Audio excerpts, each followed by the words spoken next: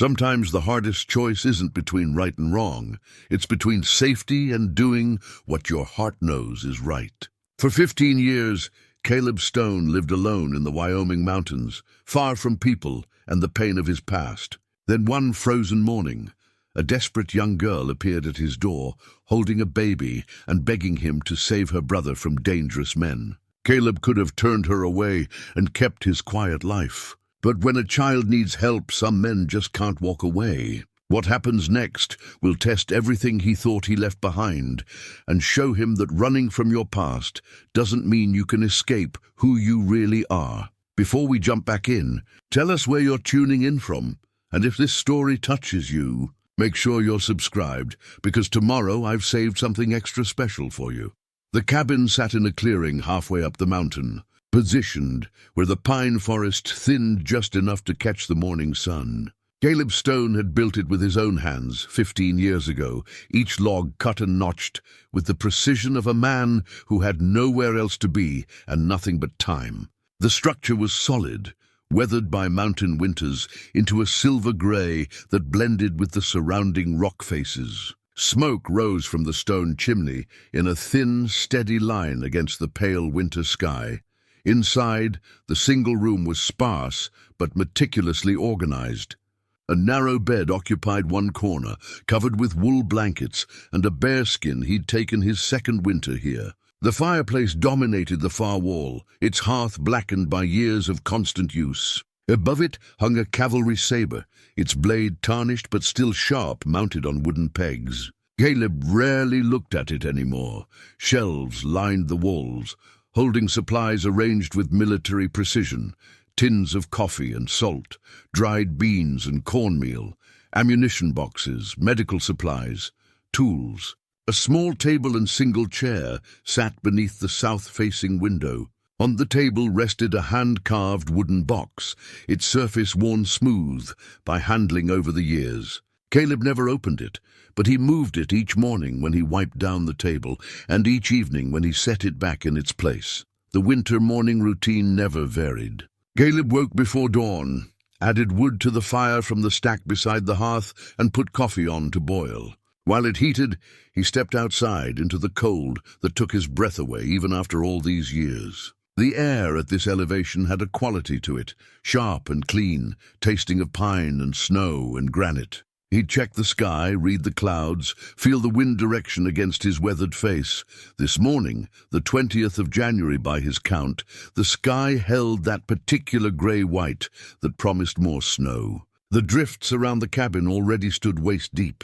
His breath plumed in front of him as he made his way to the lean-to shelter where he kept his horse. A sturdy Morgan mare named Sable. She nickered softly as he approached, her breath steaming in the cold. "Morning, girl," he said, his voice rough from disuse. Some days she was the only creature he spoke to. He gave her a measure of grain, checked her water. He had to break a skin of ice over the bucket, and ran his hands along her legs and flanks, feeling for any heat or swelling. Satisfied, he returned to the cabin, stomping snow from his boots before entering. The coffee was ready. He poured it into a tin cup and sat at the table, looking out the window, at the mountains rising beyond his clearing. The peaks caught the first pale light, turning rose and gold against the grey sky. He'd chosen this spot specifically for this view. In his darker moments, which came less frequently now but still came, the mountains reminded him how small his grief was against the vastness of the world. Caleb Stone was 52 years old, though he looked older. His face was weathered by wind and sun, lined deep around the eyes and mouth. His hair, once dark, had gone mostly grey and hung to his shoulders. He kept his beard trimmed short with the same scissors he used for everything else. His hands were scarred and calloused, the hands of a man who worked with them daily. But his eyes, pale blue, almost grey, still held the sharp awareness of his earlier life. He'd been a cavalry officer once, Captain Caleb Stone of the 3rd Regiment. He'd led men through the mountain territories, mapping routes, negotiating with tribes, keeping the peace when peace was possible, and fighting when it wasn't. He'd been good at it, maybe too good. They'd wanted to promote him to major, give him a command at Fort Laramie. Then the fever came. It swept through the fort that winter, taking the weak and the strong without discrimination. His wife, Margaret, fell ill first. Then their daughter, little Sarah, just 6 years old. He'd sat beside their beds for 3 days and nights, helpless despite all his training and experience. On the 4th day, Margaret stopped breathing. On the 5th, his daughter followed. They'd buried them in the fort cemetery with full military honors. The chaplain had spoken words that meant nothing. His fellow officers had offered condolences that couldn't touch his grief. After the funeral, he'd stood in his empty quarters, looking at Sarah's rag doll on the bed, Margaret's shawl hanging on its peg, and something inside him had simply broken. He'd resigned his commission within the week. Sold everything he owned except his horse, his weapons, and a few personal items. He'd ridden west into the mountains, looking for a place far enough from civilization that he could be alone with his memories. He'd found this clearing and never left. The first years had been the hardest. He'd built the cabin in a fury of physical labor, working himself to exhaustion each day, so he might sleep without dreams. He'd learned to hunt and trap, to preserve meat and tan hides, to predict the weather and survive the brutal winters. He'd taught himself to be completely self-sufficient because depending on anyone or anything seemed like inviting loss back into his life. But time, he'd discovered, had a way of smoothing even the sharpest edges of grief. The memories became less like knives and more like old bruises, still tender when pressed, but no longer cutting. He found a rhythm to his days that, if not peaceful, was at least bearable. He woke, tended his needs, and slept. The seasons turned. Years passed. He'd had contact with civilization only a handful of times. Twice a year, he rode down to the small settlement of Pine Ridge, 2 days' journey to the east, to trade furs and meat for supplies he couldn't make or grow himself. The townspeople knew him as the hermit from the high country. They didn't ask questions, and he didn't offer answers. He made his trades and left. Occasionally, trappers would pass through his area.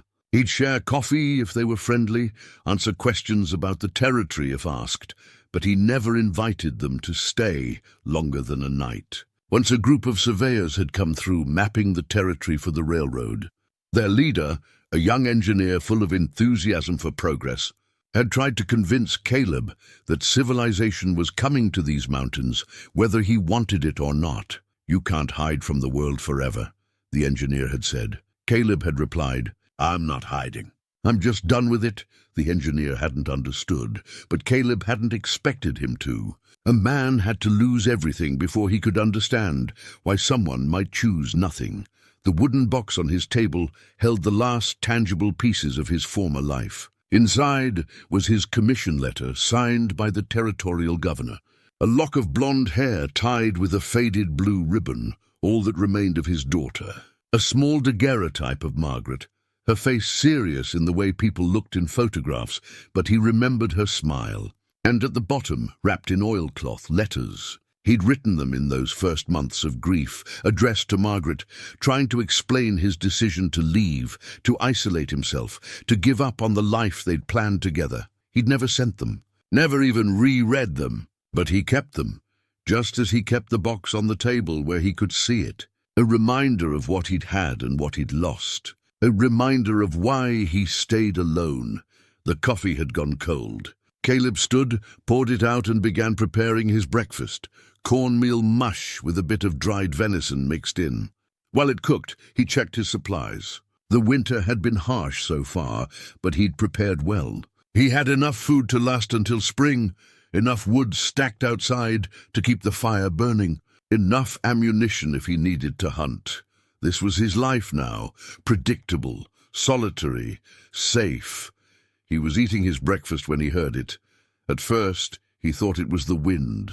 The sound was faint, distant, almost lost in the constant whisper of wind through the pines. But something about it made him pause, spoon halfway to his mouth. He set the bowl down and listened. There it was again, not wind, something else.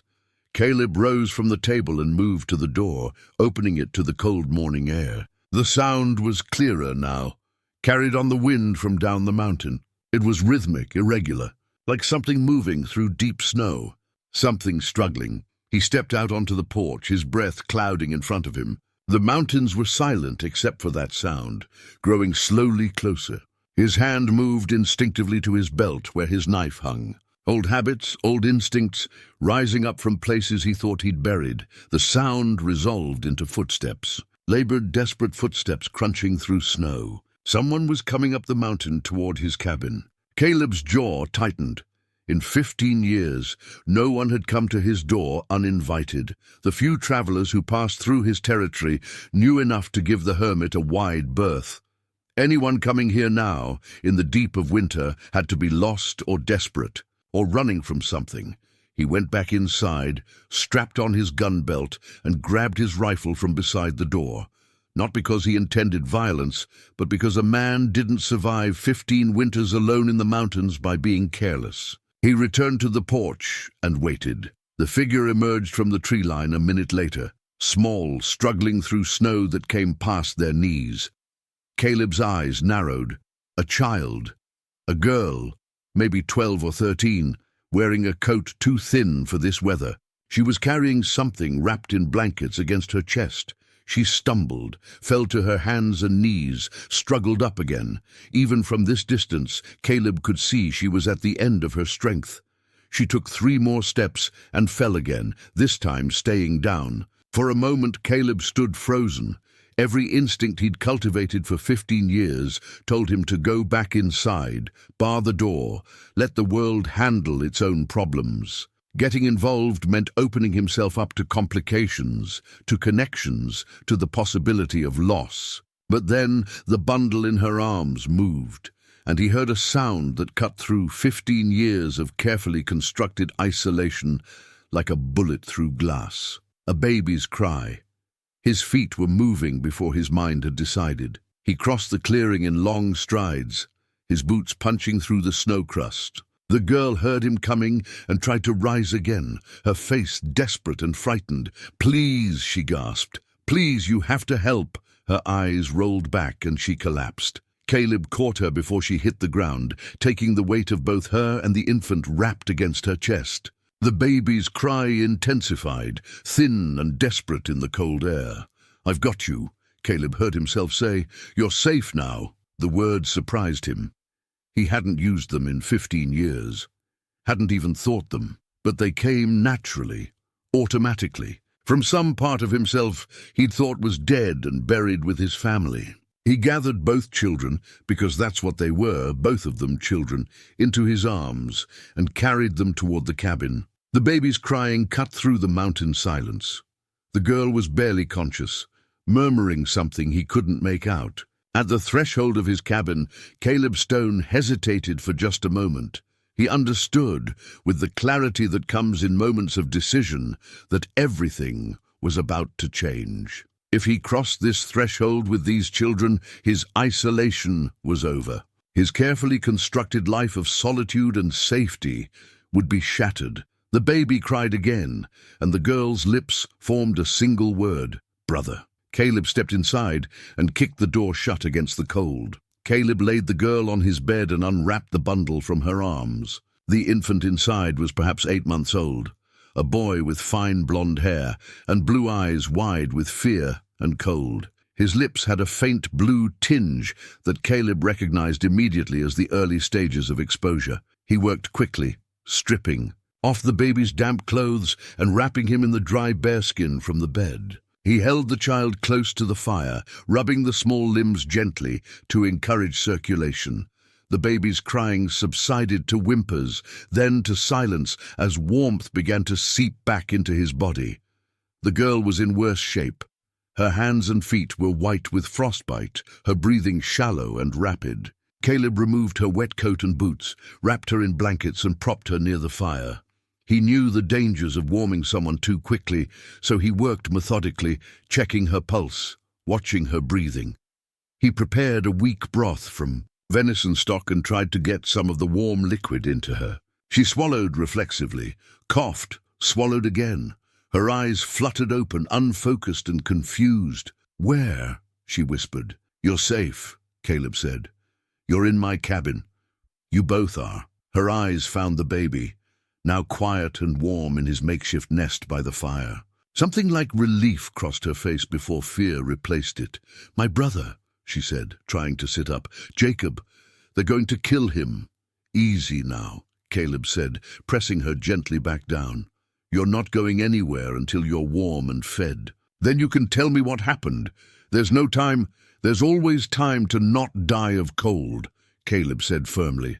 "Your baby brother is warm and safe. You will be too. Then we'll talk about the rest." She studied his face, and he saw her making a decision. She was young, but her eyes held an old wariness. She'd learned not to trust easily. Finally, she nodded and lay back. Over the next hour, Caleb tended to both children with a competence that surprised him. He'd treated wounded men in his cavalry days, but this was different. These were children, fragile and dependent in a way that made something in his chest tighten.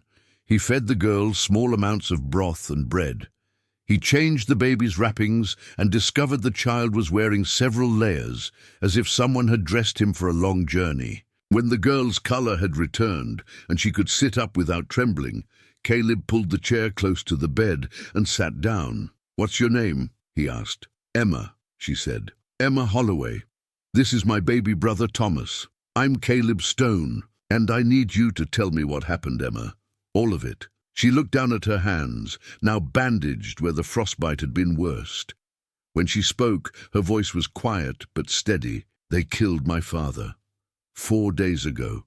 Shot him in front of our house." Caleb felt his jaw tighten. "Who did?" "Garrett Pike and his men. They wanted our land. They've wanted it for months, kept making offers, kept threatening. Papa wouldn't sell, said it was our future, mine and Jacob's and Thomas's. Said Mama would have wanted us to keep it." "Your mother?" "She died having Thomas. Last spring." Emma's voice wavered but held. "Papa did his best, raising us alone. But Pike just kept coming back, kept pushing. Then 4 days ago, he rode up with 6 men. Told Papa this was his last chance. Papa said no, so Pike shot him." The words were simple, direct, but Caleb could hear the weight of horror beneath them. He'd seen men die. He'd killed men himself in battle. But murder, the cold-blooded killing of a man in front of his children, was something different. "Where's Jacob now?" he asked. "Hiding. There's an old mine on our property back in the hills. Papa showed it to us once, said if there was ever trouble we should go there. After Pike shot Papa, Jacob grabbed me and Thomas and we ran. We hid in the mine for 2 days. But Jacob said he had to go back, had to try to get the land deed from the house before Pike found it. He made me promise to take Thomas and get help. And you came here." Emma nodded. "People in Pine Ridge talk about you, the mountain man who lives alone up here. They say you were a soldier once. I didn't know where else to go. The neighbors, they're all afraid of Pike. No one would help. I thought maybe—" She stopped, swallowed. "I thought maybe you wouldn't be afraid." Caleb stood and walked to the window. The snow was falling now, soft and steady. He could see his own reflection in the glass, a weathered man looking back at himself with the eyes of someone who'd spent 15 years trying to forget he'd ever been a soldier. "How far to this mine?" he asked. "Half a day's walk, but that was before the snow. And Jacob's hurt. One of Pike's men shot at him when we ran.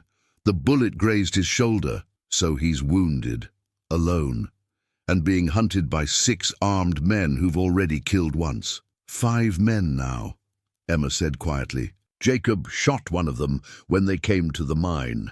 That's why he made me leave. He said they'd be even more determined after that, and at least if I got away with Thomas, part of the family would survive." She pulled something from her pocket, holding it out to Caleb. It was a ribbon, torn and dirty but still bright blue. "Mama gave me this before she died. Told me to always remember that family takes care of family, no matter what. I wore it every day since. But when I left Jacob, I wanted to leave it with him, something to remember us by if—" Her voice broke. "He wouldn't take it. Said I should keep it and bring it back to him when I came home with help." Caleb took the ribbon, felt its weight in his hand.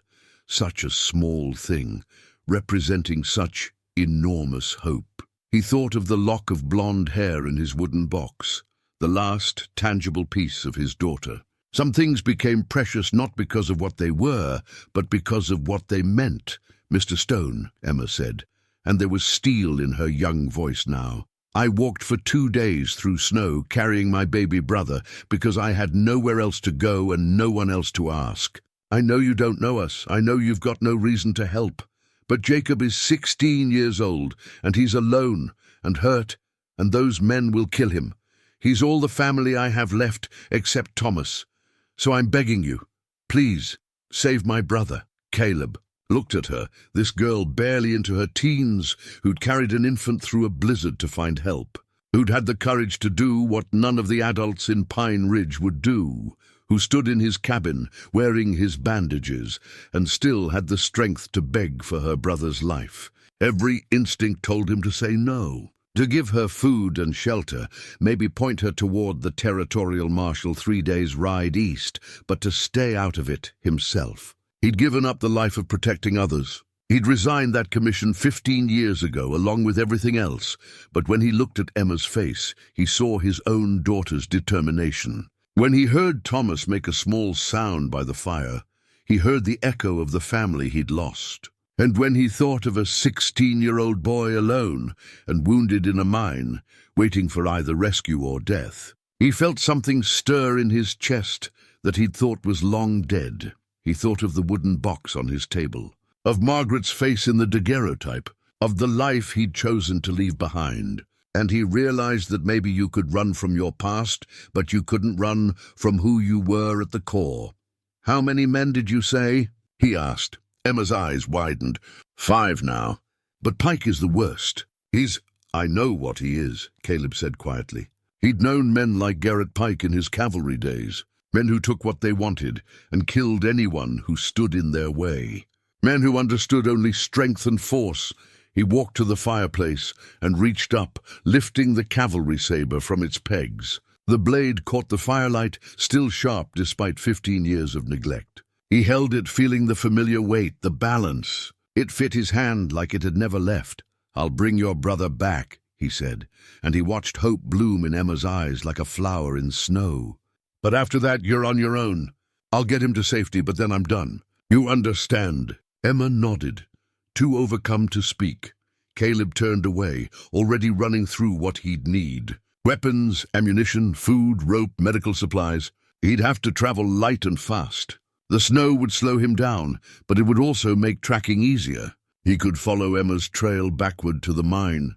He looked at the baby, sleeping by the fire, at the girl on his bed with her torn blue ribbon clutched in her bandaged hands. And he felt the first crack in the wall he'd built around his heart 15 years ago. He'd told himself he was doing this out of simple human decency, that any man would help children in danger. But deep down, in a place he hadn't examined in a long time, he knew the truth. He was doing this because he'd failed to save his own family, and maybe, just maybe, he could save someone else's. "Rest now," he told Emma. "I leave at first light." As he began gathering his supplies, he didn't notice the wooden box on the table, still closed, still holding its memories. But he felt its weight all the same, pressing on him like a hand on his shoulder, reminding him of promises made and broken, of duties left unfinished, of the man he used to be before grief taught him to hide.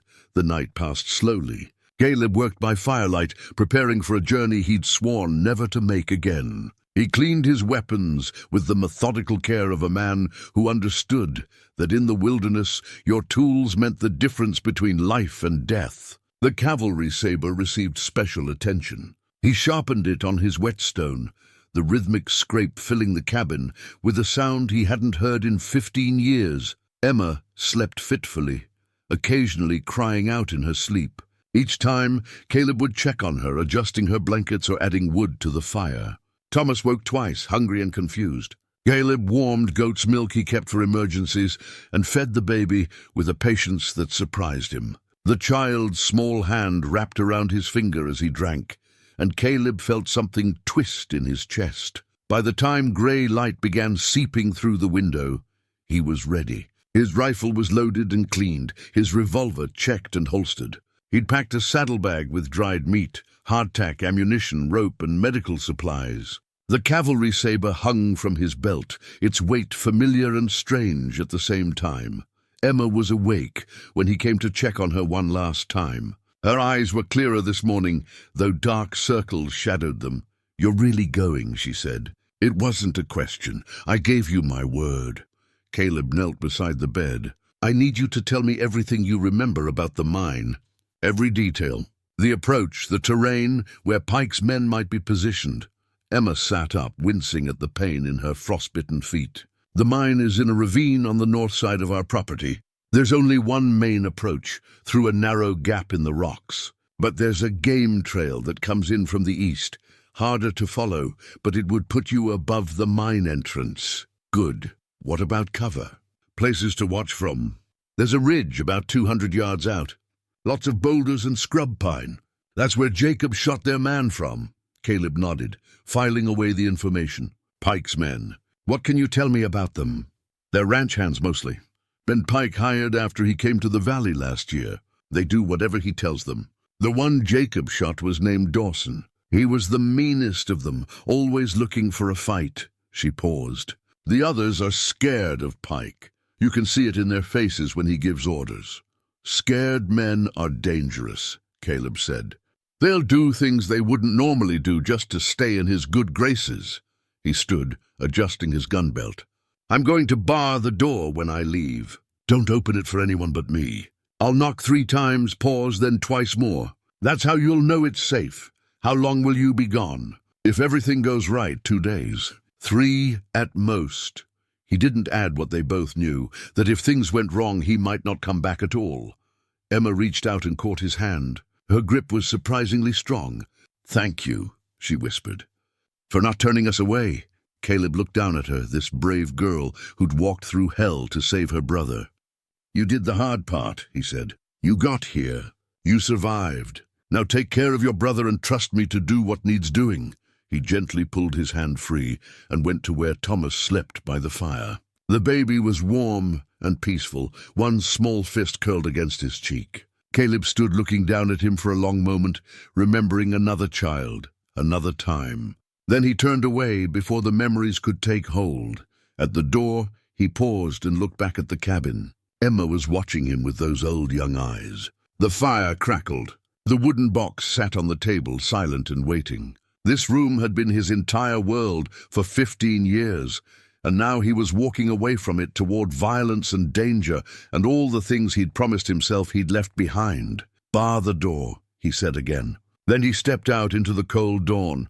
Sable was ready, saddled and impatient to move. Caleb swung up into the saddle, feeling the familiar rhythm of it, the muscle memory that never quite left. He'd ridden more miles than he could count in his cavalry days, across territories most men only heard about in stories. The snow had stopped during the night, leaving fresh powder over the old drifts. Emma's trail from yesterday was still visible, a struggling line of deep footprints heading down the mountain. Caleb pointed Sable toward it and gave her her head. The descent was treacherous. The mare picked her way carefully through snow that sometimes came up to her chest. Caleb let his body move with her rhythm, his eyes constantly scanning the terrain. Old habits were returning, skills he'd thought forgotten. He found himself cataloging sightlines, cover positions, ambush points. The soldier in him was waking up. They'd been traveling for about an hour when he saw the first sign that Emma's journey had been even more desperate than he'd realized. A depression in the snow where she'd fallen and rested. And there, on a branch, a scrap of fabric from her coat, torn off as she'd pulled herself upright. The girl had been operating on pure determination by this point, every step a small victory against cold and exhaustion. Caleb felt a surge of admiration. He'd led grown men who would have given up in less dire circumstances. Emma Holloway had the kind of courage that couldn't be taught. By midday, he descended below the snow line into the foothills. The terrain here was different, more open, with scattered stands of pine and rocky outcroppings. He could see for miles in every direction, which meant anyone watching could see him too. He dismounted and led Sable, using the available cover, moving carefully. He found where Emma had spent her first night, huddled in a shallow cave, barely big enough for her and the baby. There were signs she'd tried to make a fire, but couldn't get it started with her frozen hands. The thought of her crouched here in the dark, holding Thomas and listening to him cry, made Caleb's jaw tighten. "You're a tough one, Emma Holloway," he said quietly to the empty cave. "Your mother would be proud," he pressed on. The trail led down into a valley where a thin line of smoke rose from distant buildings. That would be the Holloway homestead. Caleb studied it through his old field glasses, a habit from his scouting days. He could make out a house, a barn, some outbuildings, and there 3 horses tied out front. Pike's men were still there, probably searching for the land deed. Caleb gave the homestead a wide berth, circling to the north. According to Emma, the mine was in the hills, on the far side of the property. He'd have to approach carefully. Pike would have men watching. The sun was beginning its descent when Caleb spotted movement ahead. He immediately pulled Sable into a stand of pines and dismounted, watching. 2 riders were moving along the base of the hills, searching systematically. They were well armed and alert. Caleb tied Sable deep in the trees and moved forward on foot, using cover the way he'd taught countless young soldiers to do. He got close enough to hear their conversation carried on the winter air. "Been 3 days. Kid's probably dead already." "Pike don't think so. Says the boy's tougher than he looks. And we need to be sure. Can't leave no witnesses. Should have just burned them all out to start with. Pike wanted to do it legal at first. Offer and refuse, all proper-like. Ain't his fault the old man was stubborn," the first man spat. "Well, he ain't stubborn no more. And once we find the boy, the land's ours clear." They rode on, disappearing around a rocky shoulder. Caleb waited until they were well gone, then moved in the direction they'd come from. If they were searching this area, the mine couldn't be far. He found it 20 minutes later. A dark opening in the hillside, partially hidden by scrub and fallen rock. The ravine Emma had described, and there, on the ridge above it, exactly where she'd said, a good vantage point among the boulders. Caleb studied the area carefully. There were tracks everywhere, men and horses crisscrossing the ground. Some were old, probably from when the Holloway children had fled here. Others were newer.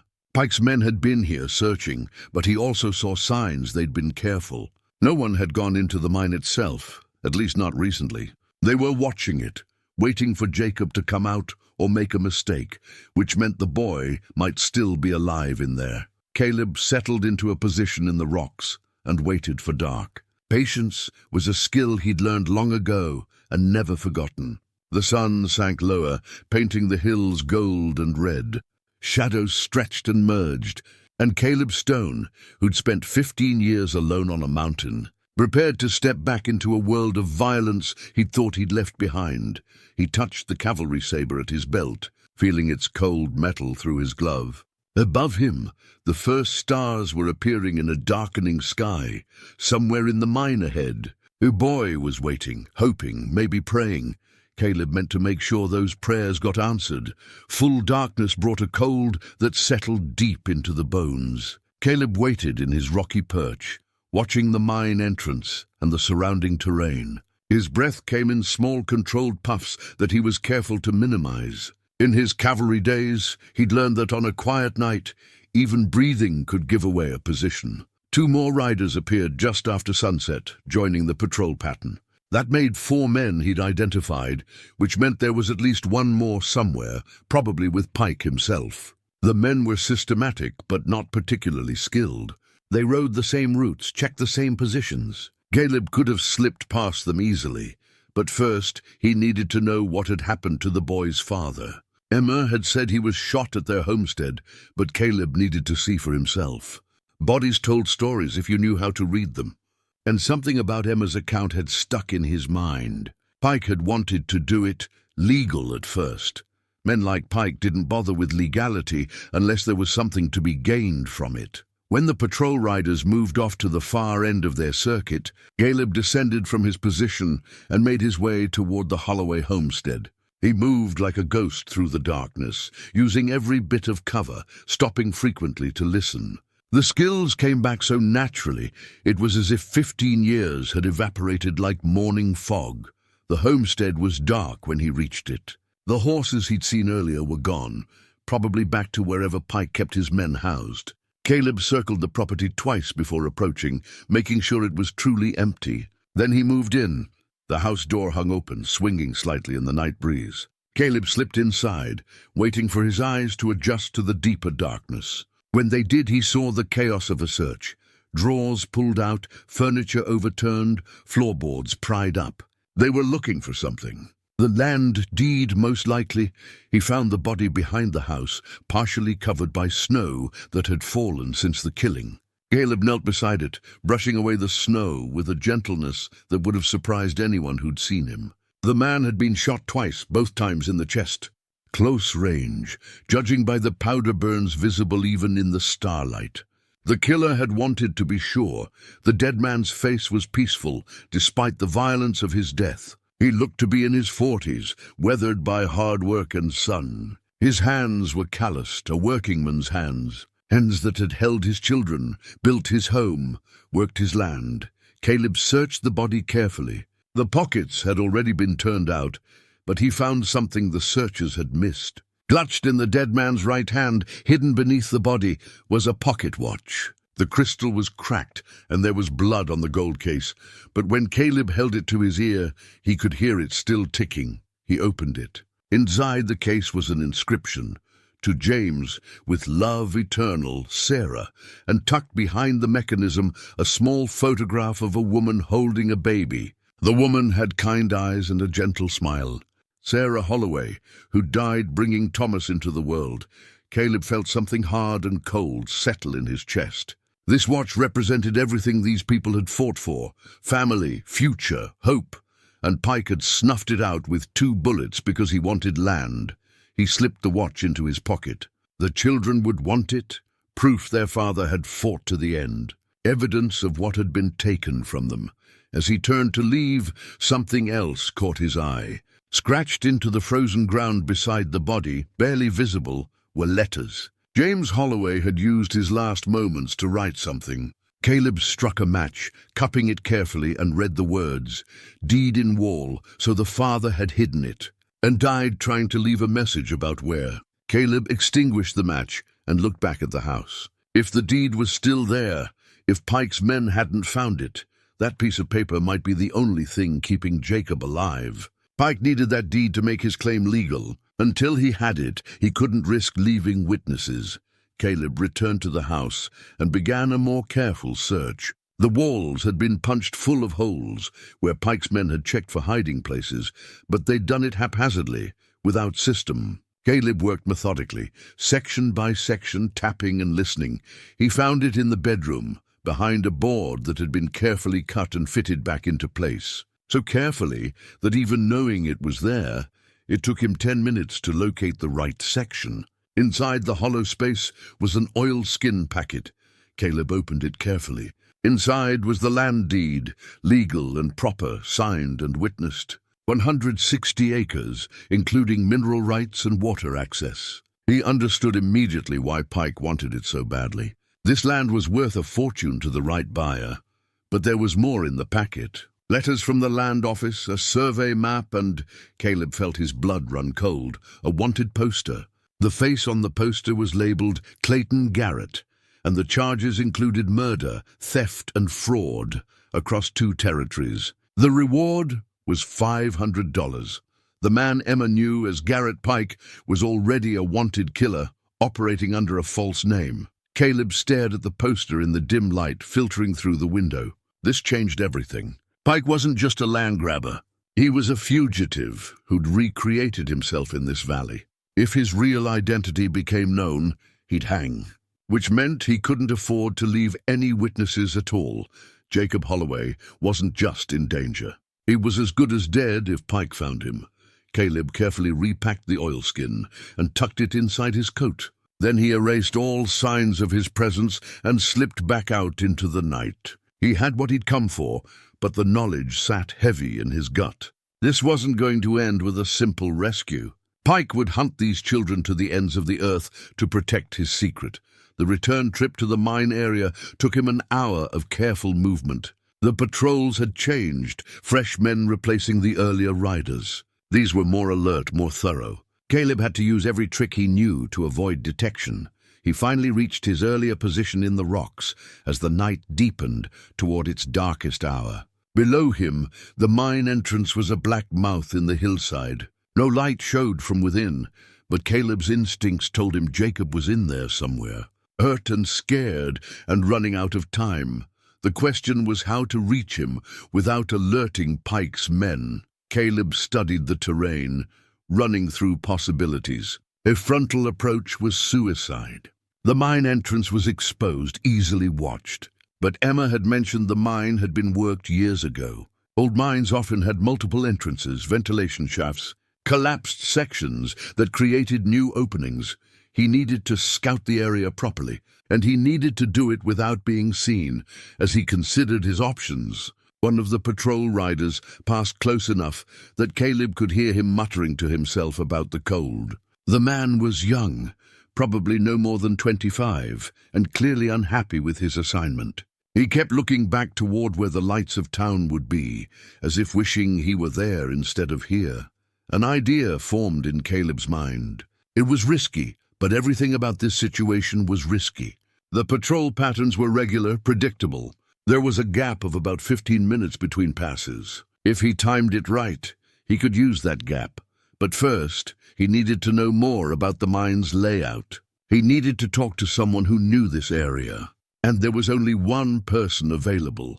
Caleb waited until the young rider made his next pass, then followed him at a distance. The man rode to a sheltered spot near some trees, dismounted, and proceeded to relieve himself while his horse cropped at exposed grass. It was the opening Caleb needed. He moved in absolute silence, crossing the open ground in a crouch. The young man never heard him coming. Caleb's hand closed over his mouth as his other arm went around his throat in a controlled hold. The man struggled briefly, then went limp as the blood flow to his brain was restricted. Caleb lowered him gently to the ground, then quickly bound his hands and feet with rope from his own pack. He stuffed a gag in the man's mouth and waited for him to regain consciousness. It didn't take long. The young rider's eyes opened, went wide with fear when he saw Caleb's face hovering over him in the starlight. "I'm going to ask you questions," Caleb said quietly. "You're going to answer them. If you lie to me, I'll know. If you try to call out, I'll make sure you regret it. But if you tell me the truth, I'll let you live. Nod if you understand." The young man nodded frantically. Caleb pulled the gag down slightly. "How many men does Pike have watching this mine?" "5 of us," the man whispered. 2 on patrol, 2 resting in camp, 1 with Pike in town. Where's the camp?" "Quarter-mile south, in a draw by the creek. The boy in the mine. Is he still alive?" "We think so. Pike says we're to starve him out. He's got to come out eventually. How long has it been since anyone saw him?" 2 days. "We hear movement sometimes, deeper in the mine. But he won't answer when we call to him." Caleb nodded slowly. The boy was smart, staying deep and staying quiet. But he was also trapped, and time was running out. "One more question," Caleb said. "Is there another way into that mine?" The young man hesitated, and Caleb saw knowledge in his eyes. "Answer me," Caleb said, his voice dropping to a tone that had once made hardened soldiers jump to obey. "There's an old air shaft," the man admitted, "about 100 yards west of the main entrance. It's supposed to be collapsed, but you're not sure," Caleb finished. The man nodded. Caleb studied him for a moment. He could see the man wasn't a killer at heart, just someone who'd made bad choices and found himself in over his head. The kind of man who'd follow orders, but wouldn't seek violence for its own sake. "What's your name?" Caleb asked. Billy Mathers." "Well, Billy, you're going to stay here nice and quiet until morning. By then, I'll either be long gone or dead. Either way, your part in this is over. You understand?" Billy nodded again, relief evident in his face.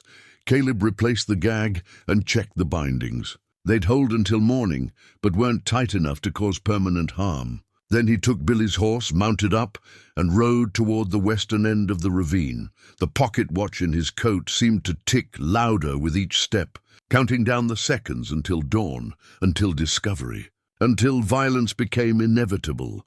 The airshaft was exactly where Billy had said it would be, hidden behind an outcropping of rock and overgrown with scrub brush. Caleb dismounted and examined it carefully. The opening was narrow, maybe 3 feet across, and dropped down into darkness. He couldn't tell how deep it went, or if it was truly passable. He had rope, but going down blind into an abandoned mine shaft was the kind of decision that got men killed. Still, the alternative was trying to reach Jacob through the main entrance, which was under constant watch. At least this way he had a chance. Caleb secured the rope to a sturdy pine and tested it with his full weight. Satisfied, he lit a candle stub from his pack and lowered it into the shaft on a string. The flame stayed steady, which meant there was air circulation. That was a good sign. It meant the shaft connected to the main tunnels and wasn't just a dead end. He pulled up the candle, extinguished it, and began his descent into the darkness. The shaft was tight, scraping his shoulders as he lowered himself hand over hand. Loose rock crumbled under his boots, falling away into the black below.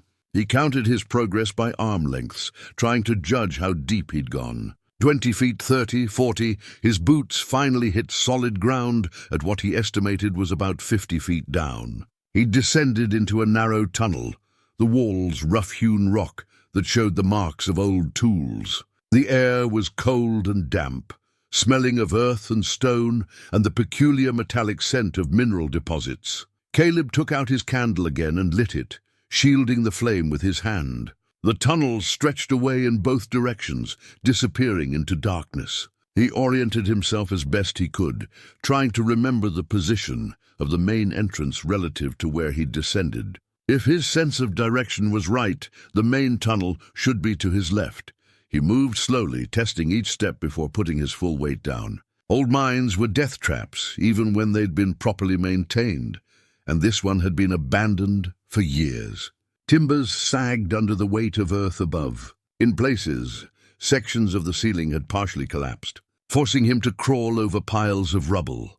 The silence was absolute, except for his own breathing and the occasional drip of water somewhere in the darkness. He'd been underground maybe 20 minutes when he heard something else, a sound that didn't belong to the mine itself.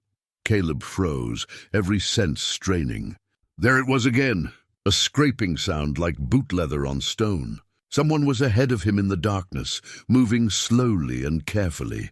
He extinguished his candle immediately, plunging himself into blackness so complete it felt solid. His hand moved to the revolver at his hip, drawing it slowly to avoid any sound.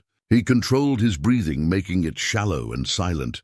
The scraping came again, closer now. Then a new sound, labored breathing, the kind that came from pain or exhaustion or both. A faint glow appeared in the tunnel ahead, the dim light of what looked like a makeshift torch or candle. Caleb pressed himself against the tunnel wall and waited. The light grew stronger, and with it came the shape of a person. Young, thin, moving with the careful steps of someone navigating familiar but dangerous ground. The figure carried an old rifle in one hand and held a burning brand of twisted cloth in the other. "Jacob Holloway," Caleb said quietly. The boy spun around, bringing the rifle up with surprising speed despite his obvious exhaustion. His face was gaunt, streaked with dirt, and his left shoulder was wrapped in what looked like a torn shirt, darkened with old blood. His eyes were wild with fear and desperation. "Don't move," Jacob said, his voice cracking. "I'll shoot." "I swear I will. Your sister sent me," Caleb said, keeping his hands visible. "Emma? She's safe at my cabin with your baby brother?" Jacob's rifle wavered slightly. "You're lying." "Emma wouldn't. How do I know you're not one of Pike's men?" "Because Pike's men would have shot you already, instead of talking."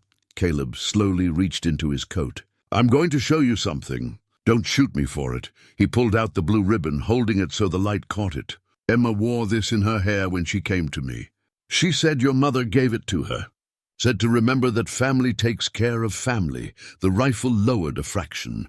Jacob's eyes fixed on the ribbon, and Caleb saw the boy's throat work as he swallowed hard. She really made it. His voice was barely a whisper, through 2 days of blizzard, carrying Thomas the whole way. She's got more courage than most men I've known. Caleb took a careful step forward. And I gave her my word I'd bring you back to her. So I'm asking you to trust me, son. Let me help you. Jacob stood frozen for a long moment, the rifle still half raised, clearly torn between hope and the caution that had kept him alive this long. Finally, the weapon dropped completely, and the boy's legs seemed to give out. He sank to the ground, the makeshift torch falling from his hand. Caleb moved quickly, catching the torch before it could start a fire and kneeling beside the boy. Up close, he could see Jacob was in worse shape than he'd first appeared. The shoulder wound was infected, the flesh around it hot and red. The boy's forehead was burning with fever. How long since you've eaten? Caleb asked, already pulling dried meat and hardtack from his pack. I don't know. 2 days? 3? Jacob took the food with shaking hands and ate like a starving animal, barely chewing.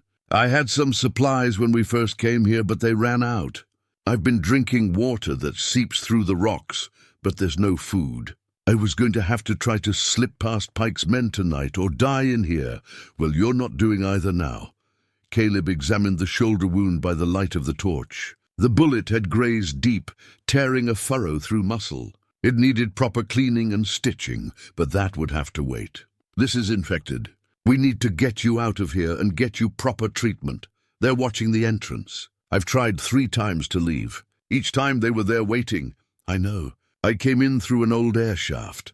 Caleb pulled out his canteen and made Jacob drink slowly. But we're not leaving the way I came in. Too risky in your condition.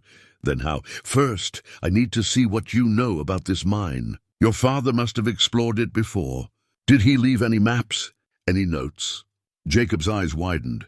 He reached into his own coat with his good hand and pulled out a worn leather journal, its cover stained and water-damaged. He kept this. Wrote in it almost every day. There's stuff about the land, about his plans for the future. And yes, there are sketches of the mine in the back. He thought maybe someday we could work it again if the prices were right. Caleb took the journal carefully, feeling the weight of it. This was a father's legacy, his thoughts and dreams preserved in ink and paper. He opened it to the back pages and found what he was looking for, detailed sketches of the mine layout, including multiple entrances and a notation about structural weaknesses. But as he flipped through the earlier pages, something else caught his attention. Recent entries, written in the weeks before James Holloway's death. They detailed Pike's increasingly aggressive offers for the land. They documented threats, intimidation, even sabotage of equipment and livestock. Your father knew Pike was going to move against him, Caleb said quietly. He tried to get the law involved. Rode to the territorial marshal's office twice. But Pike had friends there, people he'd paid off. They said it was just a business dispute, nothing criminal. Jacob's voice was bitter. Pa said the law only worked if the people enforcing it were honest. Caleb nodded grimly. It was a truth he'd learned in his cavalry days. Justice was only as strong as the people sworn to uphold it. He turned to a page near the end of the journal. James Holloway had written, "If anything happens to me, the children must know the truth about this land. It's not just valuable for timber or grazing." The survey I had done last month confirmed significant mineral deposits, gold, silver, possibly copper. Pike knows this. He's seen the survey report somehow. That's why he won't give up. This land could make a man rich beyond dreaming. But it's not about money for me. It's about giving my children a future, a legacy from their mother and me. If I die fighting for that, at least I'll die knowing I tried to protect what's theirs by right. The words hit Caleb hard. Here was a man who'd known death was coming and had faced it anyway, because protecting his children's future mattered more than his own safety. It was the kind of courage Caleb had once valued above all else, before his own losses had taught him that safety was better than valor. But looking at Jacob's feverish face, at the journal filled with a dead father's hopes, Caleb felt something shift inside him. James Holloway had died trying to protect his family's future.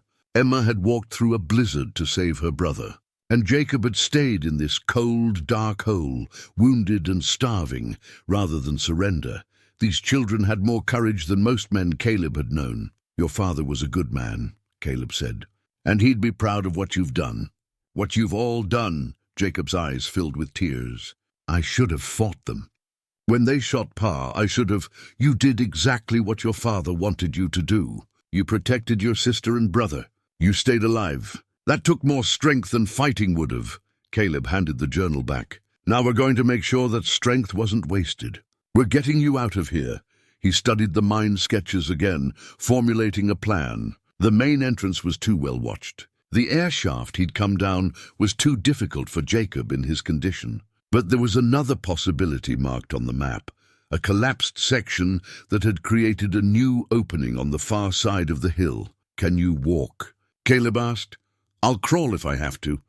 That's what I wanted to hear. Caleb helped the boy to his feet, supporting his weight. "We're going to move slow and quiet. If we run into any of Pike's men down here, stay behind me, and don't hesitate when I tell you to do something." "Understood?" Jacob nodded. They started moving deeper into the mine, following the map sketched in the journal. The tunnels wound through the earth like the burrows of some great animal, branching and reconnecting in ways that would have been hopelessly confusing without the map. In some places, they had to squeeze through gaps where the ceiling had sagged. In others, they waded through ankle-deep water that had pooled from underground seeps. All the while, Caleb listened for sounds of pursuit. Billy Mathers would be found eventually, and when he was, Pike's men would know someone was here. The clock was ticking. They'd been moving for perhaps 30 minutes when Jacob suddenly grabbed Caleb's arm. "Listen," he whispered. Caleb heard it, voices echoing through the tunnels from somewhere behind them. Pike's men had entered the mine. They were searching, calling out to each other as they spread through the passages. "How many entrances do they know about?" Caleb asked quietly. "Just the main one, as far as I know." "But they'll find our tracks in the dust." Caleb looked down. Jacob was right. Their passage through the tunnels had left clear prints in the accumulated dirt. Even in the dim light, anyone following would see where they'd gone. He made a quick decision. "We need to split up." "What?" "No, I'm not. Listen to me." Caleb gripped the boy's good shoulder. "You take the route to that collapsed section. It's marked clearly on the map. Get out. Circle around to where I tied a horse near the air shaft, and ride hard for my cabin. You know where it is. Emma's trail in the snow will still be visible enough to follow. What are you going to do?" "I'm going to lead them away from you. Make them think you're still alone down here." Caleb pulled the oilskin packet from his coat and handed it to Jacob. "This is your father's land deed, and some other papers you're going to need. Keep it safe. And this," he pulled out the pocket watch. "Your father was holding this when he died. He wanted you to have it." Jacob took the watch with shaking hands, opening it to see his mother's picture. His face crumpled, but he held himself together through sheer force of will. "Go," Caleb said. "Don't look back, don't wait for me. Just get to safety and trust that I know what I'm doing. But your sister asked me to save you. I'm keeping that promise. Now move." Jacob hesitated one more moment, then nodded and disappeared into the darkness, moving as quietly as his injuries allowed. Caleb watched him go, then deliberately scuffed his boots in the dirt, leaving fresh tracks heading in a different direction. The voices were getting closer. Caleb moved toward them, away from Jacob's escape route, making just enough noise to be tracked. He was drawing them in, and they were following.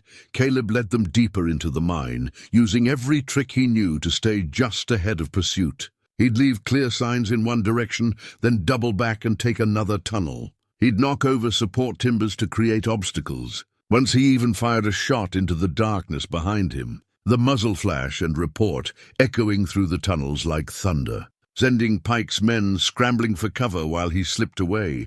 But he was also working his way toward his own exit. The mine map showed a passage that led to a natural cave system, which in turn opened onto the mountainside well away from the main entrance. It was risky. The passage was marked as partially collapsed, but it was his best chance. He could hear Pike's men spreading through the tunnels, getting organized now. They'd realized they were chasing someone more dangerous than a wounded boy. Their voices had lost their casual confidence and taken on a wary edge.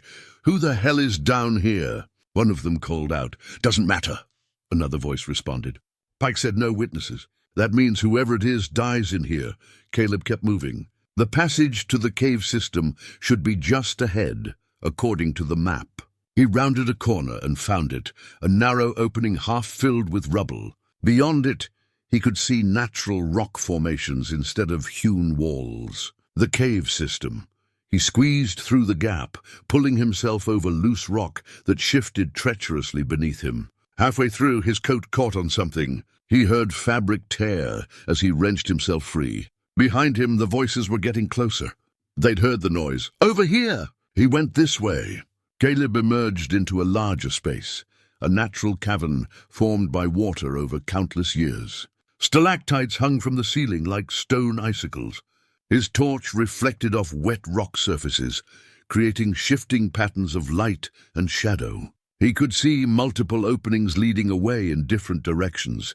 He chose the one that seemed to slope upward, reasoning that it would eventually lead to the surface. The going was treacherous. The cave floor was slick with moisture and uneven with formations that had to be climbed over or around. More than once, he had to squeeze through gaps barely wide enough for his shoulders. Behind him, he heard Pike's men enter the cavern. There were at least 3 of them, maybe 4. They were spreading out, searching the various passages. Caleb pushed forward, moving as quickly as the terrain allowed. The passage he'd chosen narrowed, became almost a tunnel again, then suddenly opened into another chamber. And there, blessed sight, was natural light filtering down from above. The opening was perhaps 20 feet up, a crack in the rock face that widened as it reached the surface. It would be a hard climb, but it was possible. Caleb extinguished his torch and began to climb, using the rough rock face for hand and footholds. He'd made it about halfway when he heard someone enter the chamber below. A light appeared, sweeping across the walls. "He's climbing! Up there!" A gunshot rang out, the bullet striking rock inches from Caleb's hand. He didn't return fire, couldn't afford to lose his grip. Instead, he climbed faster, ignoring the burn in his muscles, focusing only on the next handhold, the next foothold. More shots followed, but shooting upward in dim light wasn't easy. The bullets went wide, sparking off rock around him. Caleb pulled himself up the last few feet and emerged into the grey light of pre-dawn. He was on the mountainside, perhaps a quarter-mile from the main mine entrance.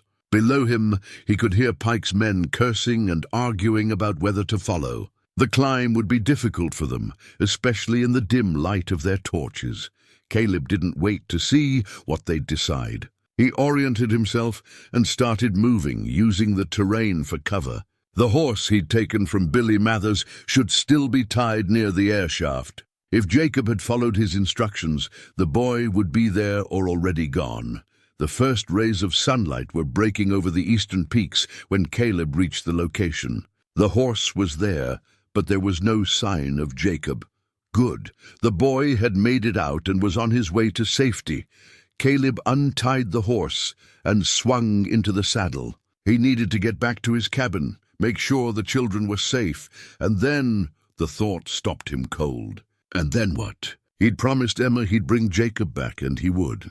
But after that, he'd told her they'd be on their own. He'd made it clear he was done after the rescue, but things had changed. Pike wasn't just a land grabber. He was a wanted killer, operating under a false name. He had money, influence, and men willing to do violence on his command.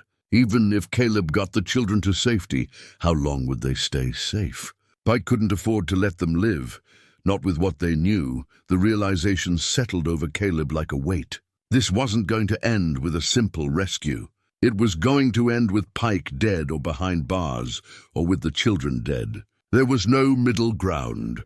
He turned the horse toward his cabin, but his mind was already working through possibilities. They needed evidence that would convince the territorial marshal to act, even if Pike had friends in that office. They needed to expose Pike's true identity.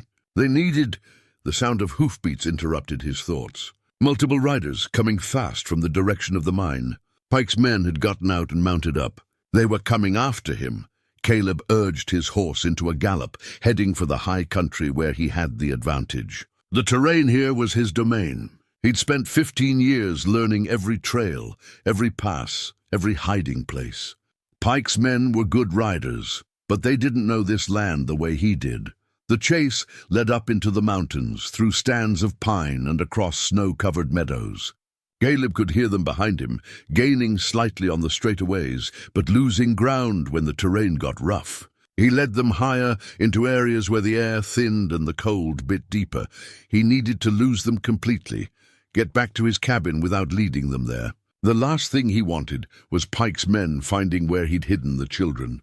Caleb guided his horse into a narrow canyon he knew well, one that seemed to be a dead end, but actually had a passage through if you knew where to look. He slowed as he entered, making sure his pursuers saw him go in. Then he dismounted and led the horse through a gap in the rocks barely wide enough for them to fit. The passage twisted and turned, sometimes opening up, sometimes narrowing to the point where he had to remove his saddlebags to squeeze through. He could hear Pike's men enter the canyon behind him, their voices echoing off the walls. "He's trapped! The canyon's a dead end! Spread out and find him!" Caleb smiled grimly. Let them search. By the time they figured out the passage existed, he'd be miles away. He emerged from the far end of the canyon and remounted. But instead of heading straight for his cabin, he took a longer route, one that would confuse his trail and make it harder to follow. He crossed streams to hide his tracks, rode over rocky ground that wouldn't hold prints, doubled back several times to check if anyone was still following. By the time the sun was fully up, he was confident he'd lost them. He turned toward home, pushing his tired horse as hard as he dared. The cabin came into view 2 hours later. Smoke rose from the chimney, a thin grey line against the blue sky. Everything looked peaceful, undisturbed. But as Caleb rode closer, he noticed something that made his blood run cold. Fresh tracks in the snow. Multiple horses, coming from the direction of the valley. They circled the cabin, then headed back the way they'd come. Someone had been here while he was gone. Caleb dismounted and approached carefully, his hand on his revolver. The front door was still barred from the inside, just as he'd instructed Emma to keep it. But there were gouges in the wood frame, as if someone had tried to force it. He knocked the pattern he'd taught her 3 times, paused twice more. Nothing. He knocked again, louder. "Emma, it's Caleb!" "Open up." Still nothing. Caleb's heart was pounding now. He went to the window and peered through. The inside of the cabin was dim, the fire burned down to coals. He could see Emma sitting on the bed, holding Thomas, but she wasn't moving to answer the door. "Emma!" He called through the window. She turned toward his voice and he saw her face. She'd been crying, and she was terrified. "They were here," she said, her voice barely audible through the glass. "Pike's men. They didn't get in, but they know we're here. They said," her voice broke, "they said they'd come back with Pike himself. They said we're all going to die."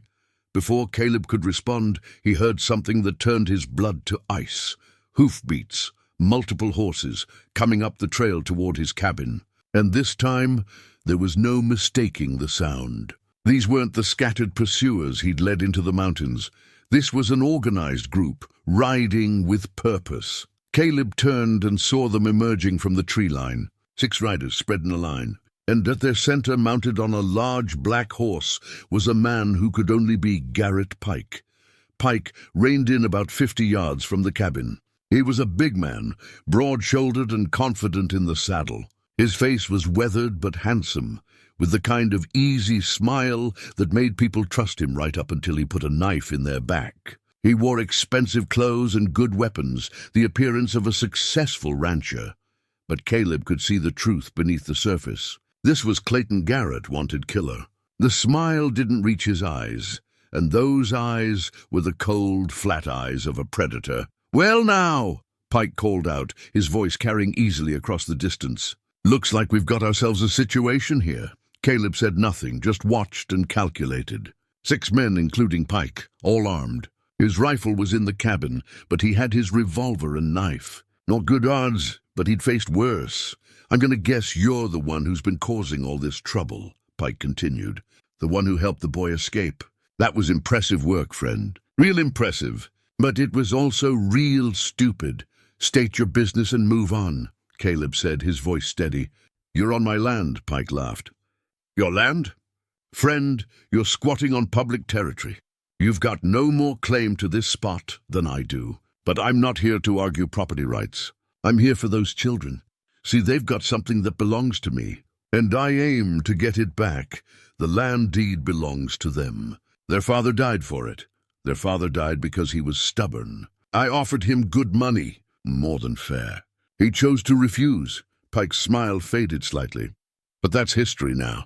The way I see it, you got two choices. You can hand over those kids and whatever they took from their father's house, and I'll let you live. Hell, I'll even pay you for your trouble.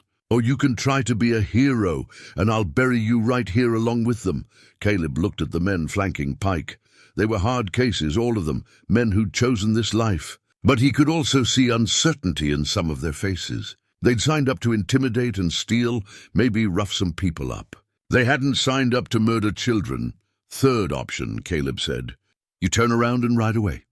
I keep the children safe, and in return, I don't send a wire to the territorial marshal telling him that Clayton Garrett is wanted for murder in 2 territories, and is currently operating under a false name in this valley. The effect was immediate.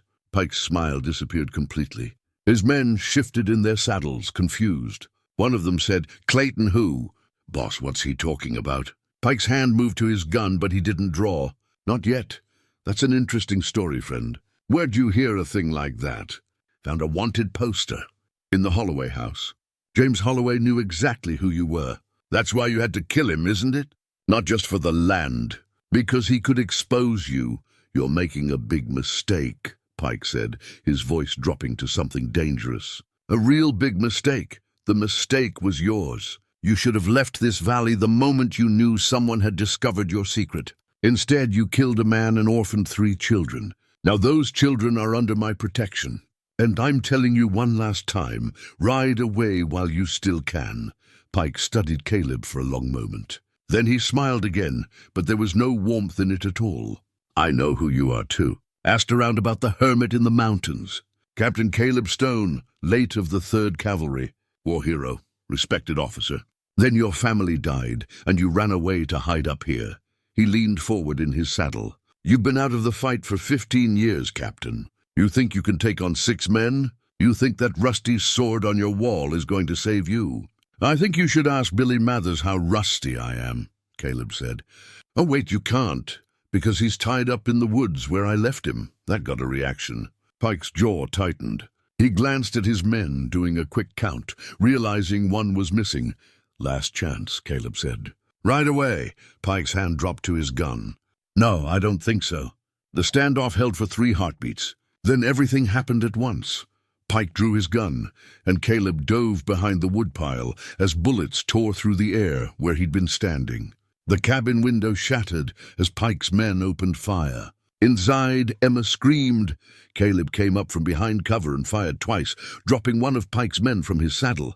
The others scattered, taking positions behind trees and rocks. Return fire chipped splinters from the logs of the woodpile. Emma, Caleb shouted. Get away from the windows. Get to the corner behind the fireplace. He couldn't hear her response over the gunfire, but he had to trust she'd heard him. He fired again, forcing Pike's men to keep their heads down, then made a run for the cabin. Bullets kicked up snow around his feet. He hit the door hard and wrenched it open, diving inside as more rounds punched through the wood. Emma was huddled in the corner he'd indicated. Thomas clutched to her chest. Both children were terrified but unharmed. Caleb slammed the door and dropped the bar across it. Are you hit? He asked Emma. She shook her head, unable to speak. Caleb grabbed his rifle and moved to the window, carefully keeping to the side. He could see Pike's men taking up positions in a semicircle around the cabin. They had him surrounded and they knew it. We can wait you out. Pike called from behind a tree. You've got maybe a day's worth of water in there, and these kids need to eat. This ends one way or another. Caleb didn't answer, just counted his ammunition. Rifle rounds, revolver rounds, enough for maybe a short fight, but not a siege. Pike was right about that much. Time wasn't on his side, but Pike had made a mistake. He'd assumed Caleb was alone, that Jacob hadn't made it out, which meant the boy was probably still free, still had the evidence that could bring Pike down. All Caleb had to do was keep Emma and Thomas alive long enough for help to arrive. The problem was, help might not arrive in time. "Caleb," Emma whispered. "I'm sorry. I should have run when they first came. Should have taken Thomas and hidden in the woods. But I was too scared. I just stayed inside like you said, and now—" "You did exactly right," Caleb told her. "You stayed safe and stayed quiet. That's all I asked." He risked a quick look out the window. Pike's men were settling in for a wait. Jacob made it out. "He's got the evidence we need. If we can hold out long enough—" "But we can't," Emma said. "Can we? There's too many of them." Caleb wanted to lie, to give her false hope. But this girl had earned the truth. "I don't know," he admitted. "But I'm going to do everything I can to keep you and Thomas safe. You understand? Whatever happens to me, you stay in that corner and stay quiet. If they get past me, if—" He stopped, not wanting to voice what came next. Emma's hand found his. "You won't let them." "I know you won't." Her faith in him was almost painful. He'd spent 15 years running from responsibility, from connection, from caring about anything or anyone. And now here he was, trapped in a cabin with 2 children depending on him to save their lives. It was exactly what he'd been trying to avoid, and exactly what he needed. "No," he said quietly. "I won't let them." The siege settled into an uneasy waiting game. Pike's men would occasionally fire a few rounds at the cabin to keep Caleb pinned down, and he'd return fire to remind them he was still dangerous. The sun climbed higher, turning the snow brilliant white and making the shadows stark. Around midday, one of Pike's men tried to work his way closer, using the trees for cover. Caleb waited until the man was committed, then put a bullet close enough to make him scramble back. After that, they kept their distance, but Caleb knew they were just biding their time. Eventually they'd try something, set fire to the cabin maybe, or rush it all at once. Pike was a killer, but he wasn't stupid. He'd wait for the right moment. That moment came sooner than Caleb expected. One of Pike's men came riding back from the direction of the valley, his horse lathered from hard riding. He had something slung over his saddle, something that made Caleb's blood run cold, even before he could see it clearly. It was Jacob. The boy was tied across the saddle, unconscious or worse. The rider had blood on his shirt and a triumphant grin on his face. Found him about 2 miles down the trail. The man called out. Bastard was heading for Pine Ridge. Must have been planning to bring the law back. Caleb's hands tightened on his rifle. Jacob had been free. Had been safe. And now, well now, Pike said, his voice carrying satisfaction. Looks like we've got ourselves some leverage. Stone, you hearing this? We've got the boy. And if you don't come out of there right now, I'm going to start cutting pieces off him. Until you do. Emma made a sound like a wounded animal. She started to stand, but Caleb held her back. Stay down, he ordered. That's my brother. They'll kill him. They'll kill all of you if I let you go out there. Caleb was thinking fast, trying to find a way out, a solution that didn't end with everyone dead. But the options were narrowing to nothing. Pike's men dragged Jacob off the horse and dumped him on the ground. The boy stirred, groaning. So he was alive. For now, last chance, Stone, Pike called. You and the girl and the baby come out, hands up, and maybe I let the boy live.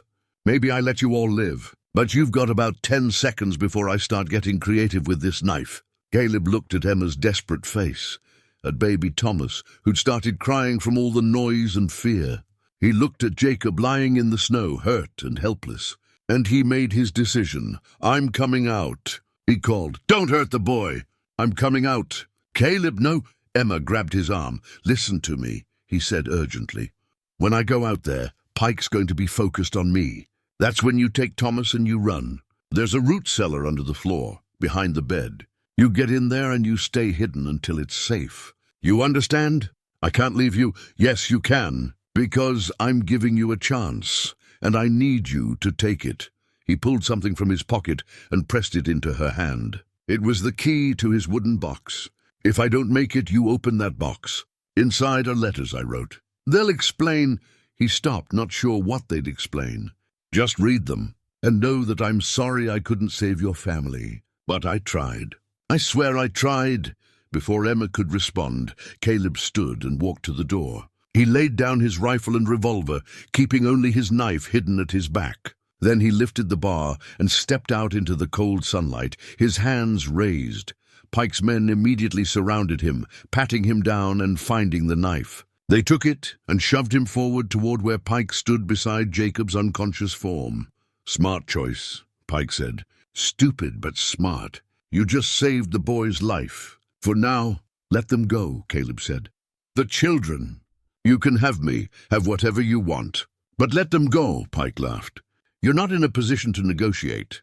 But I'll tell you what, I'm curious about something. What's your connection to these kids? Why would a hermit who hasn't talked to another human being in 15 years suddenly decide to play hero for some orphans he'd never met?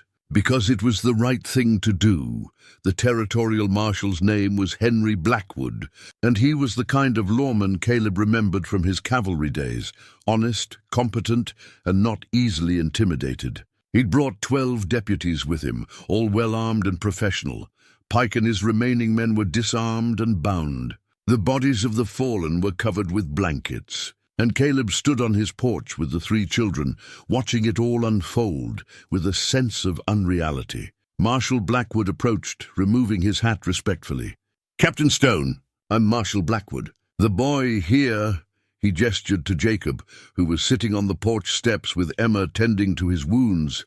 "He rode into Pine Ridge about 2 hours ago, half dead and rambling about murders and land theft. Took me a bit to sort out his story, but once I understood what he was saying, I gathered every man I could and came as fast as possible." "You came just in time," Caleb said. "Another few minutes and—" He didn't finish. "Didn't need to, I know." Blackwood looked at Pike, now sitting in the snow with his hands bound behind his back. "I've been after Clayton Garrett for 3 years. Had reports he was operating in this territory under a false name, but I could never pin down his location. When the boy showed me that wanted poster and told me his story, everything fell into place. What happens now? Now we take statements, gather evidence, and prepare for trial. Garrett, will hang for what he's done. No question about that." Blackwood paused. "The boy also mentioned something about a land deed?" Jacob looked up. "I hid it before they caught me. Knew they'd search me, so I wrapped it in oilcloth and buried it under a distinctive rock formation about a mile down the trail. I can show you where." "Smart thinking," Blackwood said approvingly. "We'll retrieve it and file it properly with the land office. Make sure no one can dispute the children's claim." Caleb felt something loosen in his chest. It was really over. The children were safe. Pike would face justice. The nightmare was ending. But as the adrenaline began to fade, exhaustion and pain took its place. His shoulder ached where he'd wrenched it climbing out of the mine. His hands were cut and bruised. And somewhere deeper, in a place he'd thought had gone numb 15 years ago, he felt the weight of what he'd learned. These children were family. His family. The last connection to Margaret, to the life he'd lost. Emma seemed to read his thoughts. She left Jacob and came to stand beside him, still holding baby Thomas. "Is it true?" she asked quietly. "What Pike said? That my mother was your wife's sister?" Caleb looked down at her. Now that he knew, he could see the resemblance. Emma had Sarah's eyes, her determined chin. Jacob had the Mitchell family's height and build. Even Thomas, gurgling contentedly in Emma's arms, had that familiar blonde hair. "It's true," he said. "Your mother, Sarah, was my sister-in-law.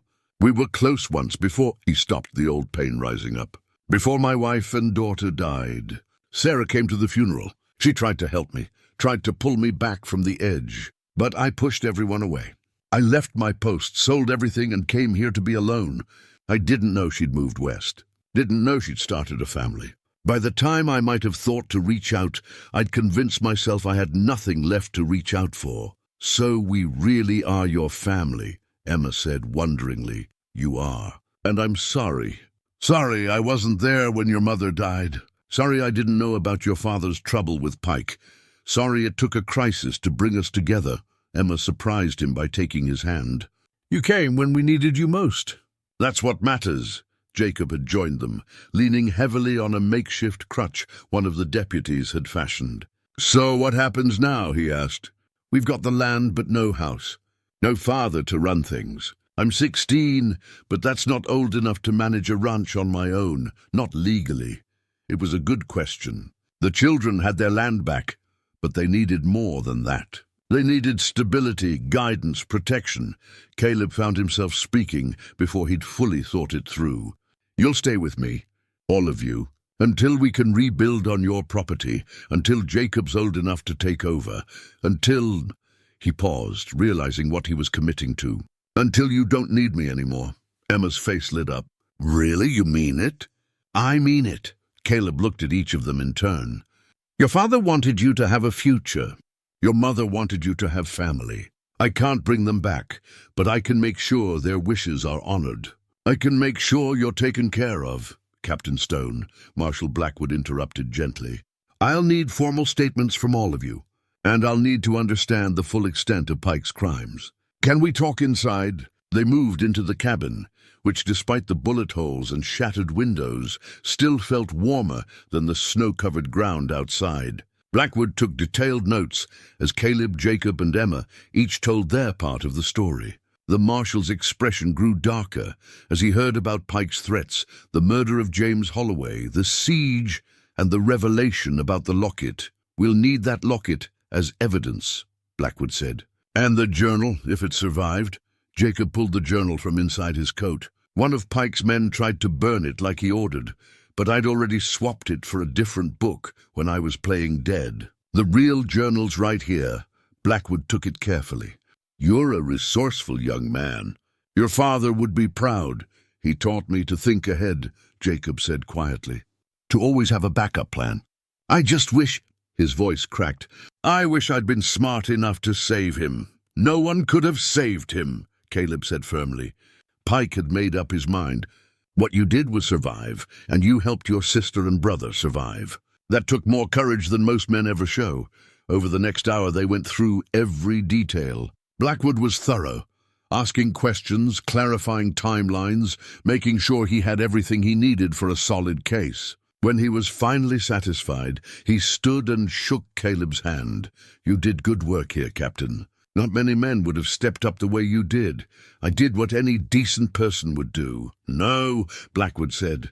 "Most people would have turned them away, told themselves it wasn't their problem. You chose differently, and these children are alive because of it." After the marshal left with his prisoners, a strange quiet settled over the cabin. The children were exhausted, emotionally and physically drained. Caleb made them eat simple food but hot and nourishing. Then he got Jacob settled on the bed with his shoulder properly bandaged, Emma on a makeshift pallet near the fire, and Thomas in a wooden crate padded with blankets that served as a cradle. Caleb sat at his table, looking at the wooden box he'd carried for 15 years. Slowly, he opened it. The contents were exactly as he remembered. The commission letter yellowed with age, the lock of his daughter's blonde hair still tied with its ribbon, the daguerreotype of Margaret, her serious face looking back at him across the years, and the letters, dozens of them written in those first awful months of grief. He pulled one out at random and read it by lamplight. "My dearest Margaret," it began, "another day has passed in this place I've chosen for myself. The cabin is nearly finished. The mountains are beautiful in a harsh, indifferent way. I tell myself I'm building a new life, but we both know the truth. I'm hiding. I'm running from a world that took you from me, from a future that died with you and Sarah. I know you would tell me to live, to find purpose, to honor your memory by being the man you believed I was. But I don't know how to be that man without you." Caleb set the letter down, his vision blurring. How many years had he wasted? How much time had he thrown away, convincing himself that isolation was somehow noble, that staying separate from the world was the only way to protect himself from more loss? He looked at the children sleeping peacefully in his cabin. Emma's arm was draped protectively over Thomas's cradle. Jacob muttered something in his sleep, probably dreaming of his father. These children had lost everything, just as Caleb had. But they hadn't given up. They hadn't hidden themselves away. They'd fought, they'd endured, and they'd found the courage to ask for help. They'd taught him something he'd forgotten, that grief wasn't something to run from. It was something to carry, to honor, to transform into something meaningful. He carefully returned the letter to the box and closed the lid. But this time he didn't put it back on the table. Instead, he stood and walked to the fireplace, where a loose stone in the hearth concealed a small space. He'd built it years ago, thinking he might need to hide valuables. He placed the box inside, fitting the stone back over it. The memories would stay there, safe, but no longer dominating his daily existence. He would always carry Margaret and his daughter in his heart. But he wouldn't let that grief prevent him from living, from connecting, from being the man his wife had believed he could be. Outside, dawn was beginning to break. Caleb stepped onto the porch and looked out at the mountains. The same peaks he'd stared at for 15 years, the same valleys and ridges and endless sky. But everything felt different now. The isolation he'd sought felt less like safety and more like imprisonment. He heard a sound behind him and turned to find Emma standing in the doorway, wrapped in a blanket. "Couldn't sleep?" he asked. "Too much has happened. My mind won't settle." She joined him, looking out at the view. "It's beautiful here. I can see why you stayed." "I stayed because I was afraid," Caleb said. "Afraid of losing anyone else. Afraid of caring and having that care torn away. So I convinced myself it was better to be alone. And now I know I was wrong. Your mother, Sarah, she tried to tell me that after Margaret died. She said that love and connection are what make life worth living, even knowing we might lose what we love. I didn't listen, didn't want to hear it." He looked down at Emma.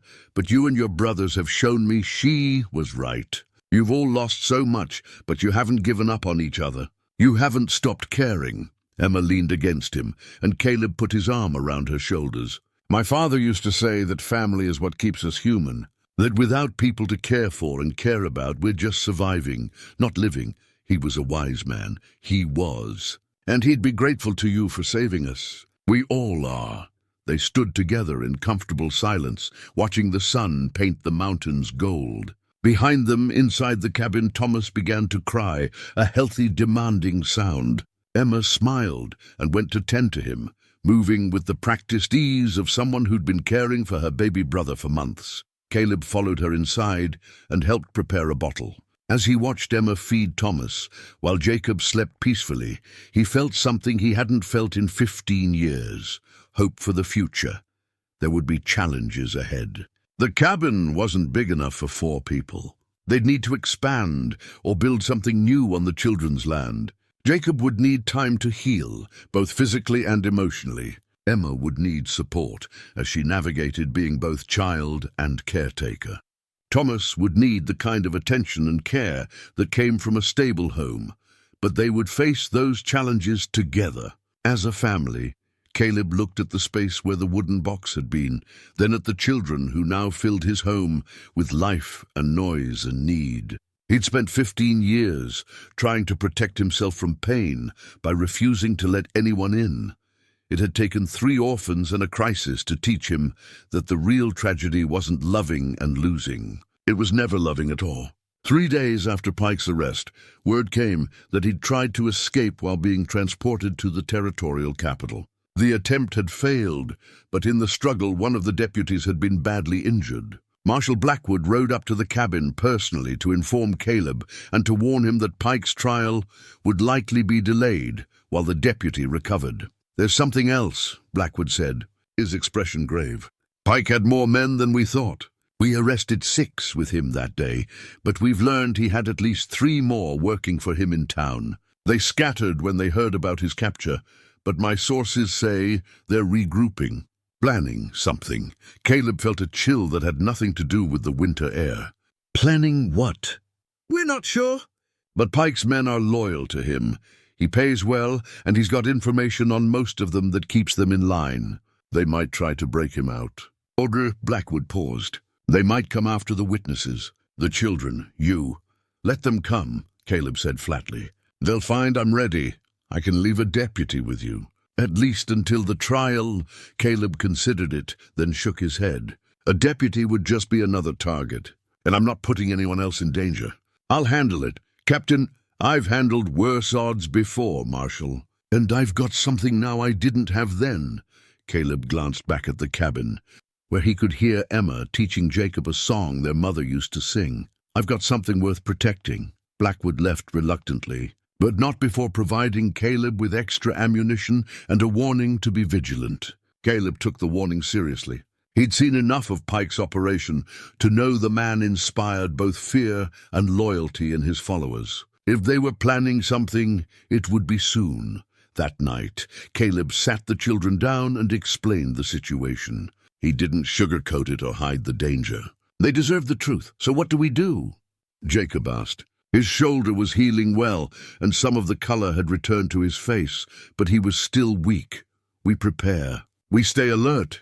And we don't go anywhere alone. Caleb had already been thinking through defensive positions, escape routes, contingencies. The old military training was fully engaged now. Emma, I need you to practice the signals we discussed. 3 quick knocks means danger. 2 long ones means all clear. I remember, Emma said. She'd taken to the tactical training with surprising aptitude, memorizing everything Caleb taught her. And Jacob, I know you're still healing, but I need you to be able to handle a rifle if it comes to that. Can you shoot with your good arm? Jacob nodded grimly. I can shoot. I don't think it'll come to violence, Caleb said, though he didn't entirely believe it. Pike's men are hired guns, not fanatics. With their boss locked up, they might just cut their losses and run. But we need to be ready in case they don't. The blue ribbon that Emma had worn through her ordeal now hung from a peg by the door, a reminder of how far they'd come and how much they'd survived. Caleb found himself looking at it often, drawing strength from what it represented. Family, courage, perseverance. 2 nights later, the attack came. Caleb woke to the sound he'd been dreading, horses approaching in the darkness, multiple riders, moving slowly to minimize noise. He was on his feet instantly, rifle in hand. Emma! Jacob, wake up! He called quietly. We've got company. The children were already stirring, trained now to sleep lightly and wake quickly. Emma gathered Thomas, while Jacob grabbed his rifle and moved to the window position they designated for him. Caleb peered out into the darkness. He could see movement in the trees, at least 4 riders, maybe more. They were surrounding the cabin, taking up positions. Stone, a voice called out. We know you're in there. We're here for the children. Send them out and we'll let you live. Caleb didn't recognize the voice, but the threat was clear enough. You're making a mistake, he called back. The marshal knows about Pike's remaining men. If anything happens to us, you'll hang right alongside him. That's a risk we're willing to take. Pike takes care of his people, but only if we take care of business first. A shot rang out, punching through the cabin wall inches from where Caleb stood. He dropped low, returning fire toward the muzzle flash. Jacob fired from his position, and someone in the darkness cursed. Last chance, Stone. Send out the brats! Caleb's response was another carefully aimed shot. He heard a cry of pain, then the sound of someone retreating through the brush. All right then, the voice shouted. Have it your way. We'll burn you out. Caleb's blood ran cold. Fire was exactly what he'd feared most. The cabin was wood, dried by 15 winters. It would burn fast and hot, and in the chaos of a fire, Pike's men could pick them off as they fled. He looked at Emma and Jacob, saw his own fear reflected in their eyes. This was the moment, the real test. Not just of his ability to protect them, but of his commitment to this new life, this new family. Emma, he said calmly, take Thomas and get to the root cellar we discussed. Jacob, you're going with them. What? No, I'm staying and fighting. You're protecting your sister and brother. That's the fight that matters. Caleb gripped the boy's shoulder. I need you to keep them safe. If something happens to me, you get them out through the back exit we dug, and you run for Pine Ridge. Don't look back. Don't try to be a hero. Just get them to safety. That's your mission. Understood? Jacob's jaw worked, torn between wanting to fight and knowing Caleb was right. Finally he nodded. Understood. Good man. Caleb turned to Emma. Remember what I taught you. Stay quiet. Stay hidden. Don't come out until you hear the all-clear signal or until dawn, whichever comes first. Emma's eyes were wide with fear, but she held herself together. "What about you?" "I'll be fine. I've been through worse than this." It was only half a lie. He had been through worse, but he'd also had trained soldiers at his back then, not just his own wits and weapons. He helped them open the hidden trap door beneath the bed, revealing the small root cellar he'd dug years ago for storing vegetables through the winter. It was cramped and dark, but it was hidden and relatively safe. Emma climbed down first with Thomas, then Jacob followed, pulling the door closed above them. Caleb pushed the bed back into place and scattered a rug over the trapdoor. From above, it would be nearly impossible to spot unless someone knew exactly what to look for. Outside, he could hear Pike's men moving into position. One of them was gathering kindling, preparing to set the fire. Caleb had maybe minutes before the cabin became an inferno. He tied Emma's blue ribbon around his rifle barrel, a talisman and a reminder of what he was fighting for. Then he checked his weapons one final time, rifle loaded, revolver loaded, knife sharp and ready. The cavalry saber hung above the fireplace where it had always been. He took it down, feeling its familiar weight. The time for hiding was over. The time for tactical retreat had passed. Now it was time to do what he'd once done better than almost anyone, fight. But this time he wasn't fighting for orders or territory or glory. He was fighting for family, for the 3 children hidden beneath his floor, for the memory of Margaret and Sarah, for the chance at redemption he'd been given when Emma stumbled through the snow to his door. Caleb Stone stepped out onto his porch, weapons ready, and faced Pike's remaining men in the darkness. The men in the darkness froze when they saw him emerge. They'd expected him to cower inside, to try to defend the cabin from within. They hadn't expected him to come out to meet them. "Well now," the leader said. Caleb could see him better now in the starlight, a lean man with a cruel face and quick eyes. "That's either brave or stupid, Stone. It's practical," Caleb said calmly. "You want to burn my cabin? You'll have to go through me first. And I guarantee you won't like what happens when you... Try. There's 4 of us and one of you. I've faced worse odds." Caleb's voice carried the absolute certainty of someone who'd done exactly that and survived. "And I'm standing between you and 3 orphaned children. That means I'm not backing down, not negotiating, and not giving you any more warnings. Leave now while you can still walk away." The leader laughed, but there was an edge to it. "Pike pays us good money to finish jobs. We don't walk away. Pike's locked up waiting to hang. He's not paying anyone anything anymore. He's got money stashed. And he's got friends who'll make sure we're taken care of as long as we take care of his problems first." The leader gestured to his men. "Last chance, Stone. Step aside." Caleb's answer was to level his rifle at the man's chest. The leader dove for cover as Caleb fired. The bullet missed by inches, and then everything dissolved into chaos. Pike's men opened fire from their positions, and Caleb moved like he'd been trained to move decades ago, fast, unpredictable, using every bit of cover the terrain offered. He fired the rifle twice more, then dropped it and drew his revolver. One of Pike's men went down with a cry. Another scrambled for better position, and Caleb put a bullet close enough to make him think twice about advancing. But they were spreading out, trying to flank him. Caleb fell back toward the cabin, using the structure itself for cover. Bullets punched through the wooden walls, and he hoped desperately that the children were staying down, staying quiet in their hiding place. The leader made a dash toward the cabin's side, trying to reach the kindling pile. Caleb tracked him and fired, but the hammer fell on an empty chamber. Out of bullets in the revolver, no time to reload. Caleb dropped the gun and drew the cavalry saber in one smooth motion. The leader skidded to a stop, eyes going wide at the sight of 3 feet of sharpened steel catching the starlight. "You've got to be joking," the man said. "Do I look like I'm joking?" The leader drew his own knife, a wicked-looking blade meant for close work. They circled each other, both looking for an opening. Behind them, the other 2 men were advancing, but they'd stopped shooting, not wanting to hit their own leader. The leader lunged first, his knife seeking Caleb's midsection. Caleb parried with the saber, the blades meeting with a sharp ring of metal on metal. He followed through with a cut that forced the man back. They traded blows in the darkness, steel flashing.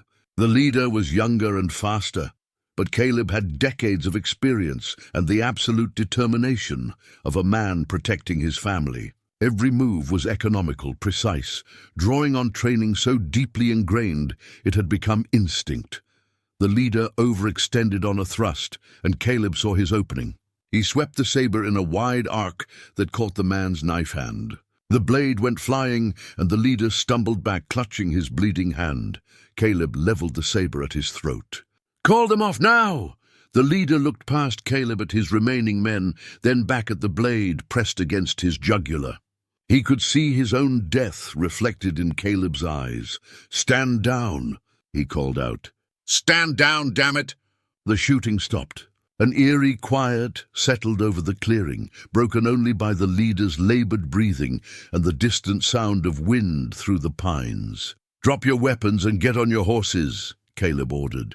"All of you. Ride out of here and don't come back. If I see any of you again, if I even hear you're still in this territory, I'll hunt you down myself. And next time I won't give you the chance to surrender." The men hesitated, looking to their wounded leader for guidance. "Do it," the leader said through gritted teeth. "He's crazy enough to mean it." They dropped their guns and slowly backed toward their horses. Caleb kept the saber trained on the leader until the man's companions were mounted and ready to ride. Only then did he lower the blade enough for the leader to back away. The man clutched his bleeding hand and moved toward his own horse. Before mounting, he turned back. "Pike was right about you. You're dangerous, but you're also a fool. You think this is over? I think you have about 10 seconds to get on that horse before I change my mind about letting you leave," Caleb said flatly. The leader mounted up and spurred his horse. The 4 riders disappeared into the darkness, the sound of hoofbeats gradually fading into silence. Caleb stood alone in the clearing, saber still in hand, listening to make sure they were truly gone. His heart was pounding, adrenaline still flooding his system. He'd won, but it had been close. Too close. He turned back to the cabin and gave the all-clear signal. 2 long knocks on the door frame. After a moment, he heard movement beneath the floorboards. The bed shifted, the trapdoor opened, and Emma's pale face appeared in the opening. "Is it over?" she whispered. "It's over," Caleb confirmed. "They're gone." Emma climbed out, still holding Thomas with Jacob right behind her. They rushed to Caleb, and he gathered them close, feeling their hearts beating against his chest, feeling the weight of their fear and relief. "You're bleeding," Emma said, noticing the cut on his arm where one of the bullets had grazed him. "It's nothing." "I'm fine." He looked down at their upturned faces. "We're all fine, and we're going to stay that way. But what if they come back?" Jacob asked. "What if Pike sends more men?" "He won't. Word's going to spread about what happened tonight. People will know that anyone who comes after this family will have to answer to me." Caleb's voice was firm, certain. "And I'm done running, done hiding. This is our home now, and I'll defend it and all of you with everything I have." Emma was still holding the blue ribbon that had been tied to his rifle. She looked at it, then at Caleb. "My mother gave this to me to remind me that family takes care of family. Your family now, Uncle Caleb, real family, Uncle Caleb." The words hit him harder than any bullet could have. He'd been Captain Stone, then just Stone, then the Hermit, the Mountain Man. But Uncle Caleb, that was something different, something that meant belonging, connection, purpose. "Yes," he said, his voice rough with emotion. "I am, and I always will be." They went back inside the cabin together. Caleb barred the door and reloaded his weapons, just in case. But deep down, he knew the real fight was over. Pike's men would scatter now, more afraid of the crazy mountain man than they were loyal to their imprisoned boss. As Emma settled Thomas back to sleep and Jacob checked the windows one more time, Caleb stood by the fireplace and looked at the space where his wooden box had been hidden. The past was still there, still part of him. But it no longer defined him. He had a future now, a family, a purpose beyond mere survival, and he was ready to fight for it. Spring came to the mountains like a promise kept. The snow melted into rushing streams. Wildflowers pushed through the wet earth, and the pines seemed to stand taller in the warming air. For Caleb Stone, it felt like more than just a change of seasons. It felt like a new beginning. 6 weeks after Pike's final attempt on their lives, Marshal Blackwood rode up to the cabin with news. Garrett Pike had been tried, convicted, and hanged for murder. His remaining men had scattered to the winds, and warrants had been issued for those involved in the attack on Caleb's cabin. The threat was finally truly over. The land deed's been properly filed, Blackwood told them, as they sat on the newly expanded porch Caleb and Jacob had built together. No one can dispute the children's claim now. It's theirs, legal and clear. Emma, who'd been listening from the doorway with Thomas on her hip, came out to join them. "What about the mineral rights Papa wrote about? The gold and silver? Also yours," Blackwood confirmed. "Though I'd advise you to sit on that information for a while. News like that can attract the wrong kind of attention, and you've had enough trouble for one lifetime." "We're in no rush," Caleb said. "The children have time to decide what they want to do with their land." Blackwood studied Caleb with knowing eyes. "You planning to stick around? Help them make those decisions?" "As long as they'll have me." "Good." The marshal stood and shook Caleb's hand. "The territory needs more men like you, Captain. Men who stand up when it matters."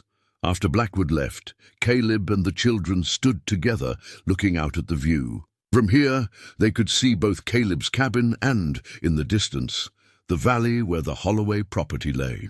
Soon, they'd begin building a new house there, bigger than James Holloway's old one, designed to hold a growing family. "Uncle Caleb," Emma said. She called him that naturally now, without hesitation. "Can I ask you something?" "Anything. Why did you really help us? That first day when I showed up half frozen at your door, you could have just given me some food and sent me on my way. Why did you decide to help?" Caleb was quiet for a moment, thinking about how to answer. "Honestly, at first, I told myself it was just the right thing to do, that any decent person would help children in danger. But the truth is more complicated than that." He looked at each of them, Emma, now 13, and growing into the strong young woman her mother had been. Jacob, 16, and already showing signs of the man he'd become, responsible and brave. And Thomas, nearly 9 months old now, healthy and happy, and completely unaware of the danger he'd survived. "When your sister came to my door," Caleb continued, "she reminded me of someone I'd lost. And when I looked at you, at all of you, I saw a chance to be the man I used to be. The man I'd stopped being when grief taught me it was safer to be alone." He paused. "You gave me back something I thought was gone forever. You gave me purpose, family, a reason to care about tomorrow." "So we helped you too," Jacob said thoughtfully, "more than you know." Emma shifted Thomas to her other hip. "My mother used to tell me stories about Aunt Margaret. She said she was kind and brave, and that she loved you very much. Do you think she'd be proud of what you did for us?" Caleb felt his throat tighten. "I think she'd be proud of all of us. Proud of your courage. Proud of how you took care of each other. And yes, maybe proud that I finally remembered what she tried to teach me, that love is worth the risk of loss." They stood together in comfortable silence, watching the sun paint the valley gold. In the distance, a hawk circled on thermal currents, free and graceful against the vast sky.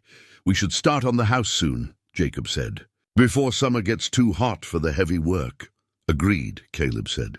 "I've been drawing up plans. Thought maybe we'd include a workshop for you, Emma, somewhere you can work on the healing herbs you've been studying. And a study for Jacob, since he'll need space for managing the ranch accounts, and a nursery for Thomas," Emma added. "A real room of his own."